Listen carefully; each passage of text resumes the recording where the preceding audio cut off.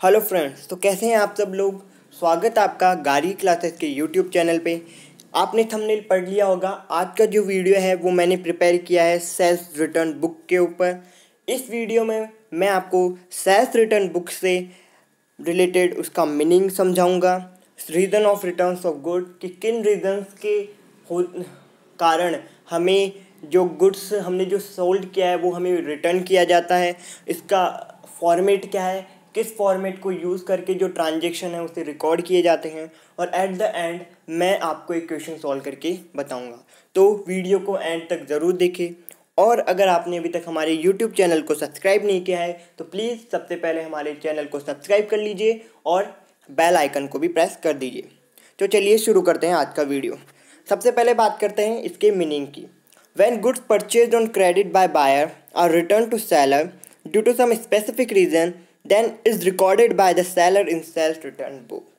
जब buyer credit में goods purchase करता है और उस क्रेडिट में परचेज किए गुड्स को वो सेलर को फिर से रिटर्न कर देता है, तो उस रिटर्न की हुई ट्रांजेक्शन को वो जिस बुक में रिकॉर्ड करता है सेलर, उसे बोलते हैं सेल रिटर्न बुक।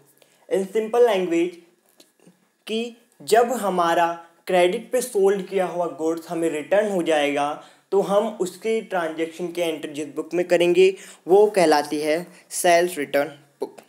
अब कुछ रिमार्केबल पॉइंट्स की कौन सी बातें ध्यान रखने लायक है जब हम सेल्स रिटर्न बुक पढ़ते हैं। सबसे पहली बात कि जो सेल्स रिटर्न बुक में जो भी रिकॉर्ड करेंगे हम ट्रांजैक्शन वो क्रेडिट नोट के बेसिस पे होता है। तो जिस सोर्स ऑफ डॉक्यूमेंट्स के बेसिस पे सेल्स रिटर्न बुक प्रिपेयर की जाती है वो होता है क्रेडिट नोट। इसके बाद में it is close by the writing sales return debit. ठीक है, जब हम at the end of the month या फिर जिस भी सर्टेन पीरियड को आप अपनी बुक्स को क्लोज करते हैं उस टाइम पर इसकी एक एंट्री पास की जाती है। वो एंट्री है sales return goods account debit. ठीक है, ये जो एंट्री है उसको पास करके हम हमारी जो बुक्स है उसे एंड कर देते हैं। इसके बाद में इस बुक को एक और नाम से जाना जाता है, वो होता है रिटर्न इनवर्ड बुक। तो कभी कभी क्या होता है कि जो क्वेश्चन करने वाला होता है या फिर जो एग्जामिनर होता है वो हमें सेल्स रिटर्न बुक ना लिखकर रिटर्न इनवर्ड बुक लिख देता है, तो इसका मतलब भी सेल्स रिटर्न बुक ही होता है। तो आप कंफ्यूज मत होइएगा। ये हो गया इसका मीनिंग, इसका इंट्रोडक्शन। अब बात करते हैं कि रीज़न, कि कौन से रीजंस के होते हुए या फिर किन रीजंस के कारण हमें जो गुड्स सोल्ड किया है वो रिटर्न हो रहा है। सबसे पहला रीज़न है गुड्स आर डिफेक्टिव और ऑफ इंफीरियर क्वालिटी, कि जो हमने गुड्स सोल्ड किया है वो डिफेक्टिव हो या फिर उस घटिया क्वालिटी का हो। ठीक है, दूसरा है goods are not according to sample, कि जब हमने गुड्स सोल्ड करने की डील की थी तब जो हमने सैंपल दिखाया था उसके अकॉर्डिंग जो गुड्स है वो डिलीवर नहीं किया गया हो। ठीक है, goods have not been sent in a certain time period और सेंट लेट, कि हमने जो गुड्स की डिलीवरी की है वो लेट की है या फिर उस टाइम पे नहीं की जिस टाइम पे वो होनी चाहिए थी, तो भी जो सेलर है वो जो बायर है वो गुड्स रिटर्न कर देता है।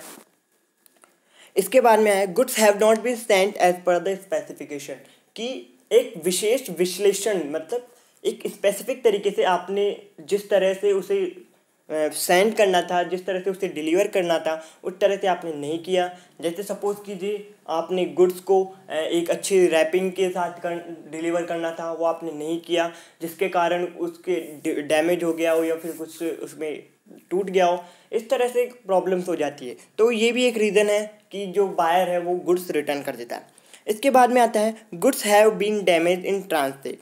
कभी कभी जब हम गुड्स को डिलीवर करते हैं तो ट्रांसपोर्ट के थ्रू करते हैं, राइट। और ऐसा भी हो सकता है कि जब वो गुड डिलीवर हुआ हो ट्रांसपोर्ट के थ्रू तब वो डैमेज हो जाए, तो ये भी एक रीज़न हो सकता है गुड्स के रिटर्न होने का। ठीक है, ये जो रीजंस हैं वो सेम परचेज रिटर्न के इक्वल हैं, सेम वैसे ही रीजंस हैं।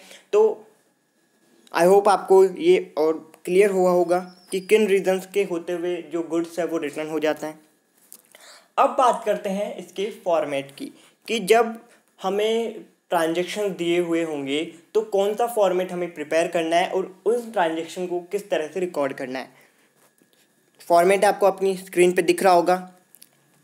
सबसे पहला कॉलम है डेट का। डेट में सबसे पहले हम ईयर भरेंगे कि कौन से ईयर के रिलेटेड वो बुक्स है। उसके बाद में मंथ, देन आफ्टर कौन सी डेट को वो ट्रांजेक्शन हो रहा है, ठीक है।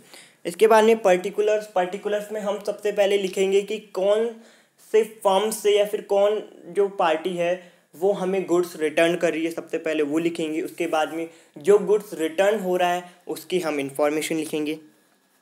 देन क्रेडिट नोट नंबर, क्योंकि जो सेल्स रिटर्न बुक है वो क्रेडिट नोट के बेसिस पे तैयार की जाती है तो हमें वो भी लिखना होता है। तो जो अगले कॉलम है क्रेडिट नोट नंबर का है, उसमें हम उसका नंबर लिखते हैं कि कौन से क्रेडिट नोट हम यूज़ कर रहे हैं, कौन से नंबर का क्रेडिट नोट हम यूज़ कर रहे हैं।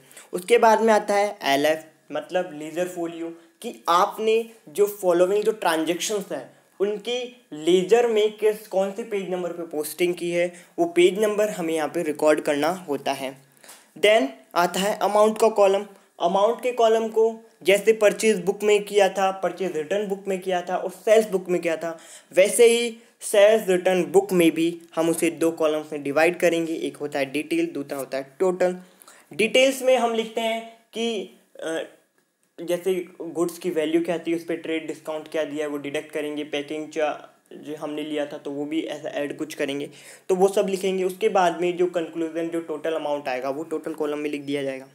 इस तरह से हम ट्रांजेक्शन को रिकॉर्ड करेंगे। अब और भी अच्छे से ये क्लियर हो जाए, हम लेकर आते हैं क्वेश्चन को। तो देखिए क्वेश्चन क्या है, prepare sales return book in the books of Amarnath and sons from the following transaction. हमें अमरनाथ एंड सन्स की सेल्स रिटर्न बुक प्रिपेयर करनी है और जो ट्रांजेक्शन है वो हमें दिख रहे हैं। सबसे पहला जो ट्रांजेक्शन है वो है January 7 goods return by Murari and son. Murari and sons ने हमें गुड्स रिटर्न किया है। तो उस गुड्स में क्या क्या है, 20 कूलर्स हैं जिसमें एक कूलर की प्राइस 2000 है।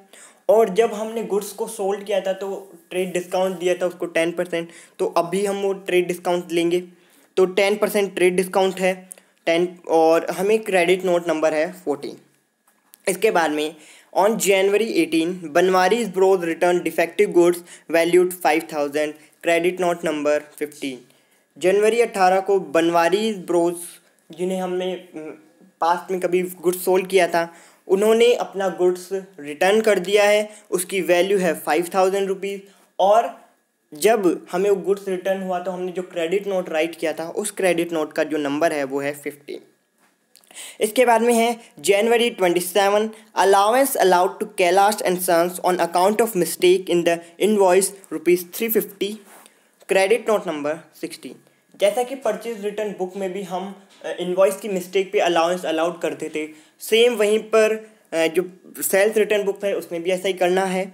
और अलाउंस की जो रिसीव्ड होता है हमें वो भी हमें सेल्स रिटर्न बुक में रिकॉर्ड करना है। तो हमें 350 रुपीज़ का अलाउंस रिसीव्ड हुआ है कैलाश एंड सन्स से, और जब वो हमें रिसीव्ड हुआ तो हमने जो क्रेडिट नोट नंबर प्रिपेयर किया था वो था 16 नंबर का। ठीक है, ये बात कर ली हमने पूरे क्वेश्चन की। आई होप आपको क्वेश्चन समझ में आ गया होगा। अब हम इसके सॉल्यूशन पे चलते हैं। तो देखिए फॉर्मेट मैंने प्रिपेयर कर लिया है जैसा कि आप अपनी स्क्रीन पे देख पा रहे हैं, और फिर अब उनकी ट्रांजैक्शन की एंट्री करते हैं। सबसे पहले डेट के कॉलम में मैं ईयर लिखूंगा 2017, यहाँ पे मैंने मेंशन कर दिया है। उसके बाद में सबसे पहला ट्रांजैक्शन हुआ था जनवरी 7 को। मुरारी एंड सन्स ने हमें 20 कूलर्स रिटर्न किए थे और एक कूलर की प्राइस 2000 थी। जो जैसे कि आप देख रहे हैं वो सारी इन्फॉर्मेशन मैंने यहाँ पे फिल कर दी है। क्रेडिट नोट नंबर, जब हमने गुड्स रिसीव्ड हो गया था तो हमने जो क्रेडिट नोट प्रिपेयर किया था उसका नंबर 14 था, जो मैंने यहाँ पे लिख दिया है। LF की कोई इन्फॉर्मेशन हमें दी नहीं गई है तो वो यहाँ पे हमने ब्लैंक किया है। उसके बाद में देखिए 20 कूलर्स हमें रिटर्न किए गए हैं, तो एक कूलर की प्राइस 2000 थी तो 20 की हो गई 40,000। इसी के साथ हमने जब गुड्स कूलर्स को सोल्ड किया था तब हमने मुरारी एंड सन्स को 10% ट्रेड डिस्काउंट दिया था, तो जब वो हमें रिटर्न करेंगे तो भी हम वो 10% ट्रेड डिस्काउंट डिडक्ट करेंगे। तो हमने वैसा ही किया, यहाँ पे 4000 डिडक्ट कर लिया क्योंकि 40,000 का 10% 4000 हो गया। जब हमने उसे लेस किया तो हमारा जो टोटल आया वो है 36,000। तो जो 20 कूलर्स की प्राइस है वो है 36,000। इसके बाद में जो अगला ट्रांजैक्शन था वो था जनवरी 18 को। बनवारीज एंड ब्रोज ने हमें डिफेक्टिव गुड्स रिटर्न किया था, उसकी वैल्यू थी 5,000 रुपीज़। जैसा कि आप देख पा रहे हैं, मैंने यहाँ पे डेट फिल कर दी है, उसके बाद में मैंने पर्टिकुलर्स में उसका नाम लिख दिया है जिससे हमें ये गुड्स रिटर्न हुआ है। देन जब हमें गुड्स रिटर्न हुआ तो हमने एक क्रेडिट नोट प्रिपेयर किया, उसका नंबर था 15 जो कि मैंने यहाँ पे मेंशन कर दिया है। LF की कोई इन्फॉर्मेशन दी नहीं गई है तो मैंने यहाँ पे उसे ब्लैंक छोड़ा है। गुड्स की जो वैल्यू थी, जो नेट वैल्यू थी वो थी 5,000, वो भी मैंने यहाँ पे मेंशन की है। और उस पर जो हमने ट्रेड डिस्काउंट या फिर कैश डिस्काउंट, ट्रेड डिस्काउंट ऐसा कुछ दिया नहीं था, तो उसका टोटल भी 5,000 हो गया। ओके, इसके बाद में जनवरी 27 को कैलाश एंड सन्स से हमें अलाउंस रिसीव हुआ क्योंकि उन्होंने हमारे इन्वॉइस पे एक मिस्टेक हुई थी। उसका अलाउंस का जो अमाउंट था वो था 350 रुपीज़।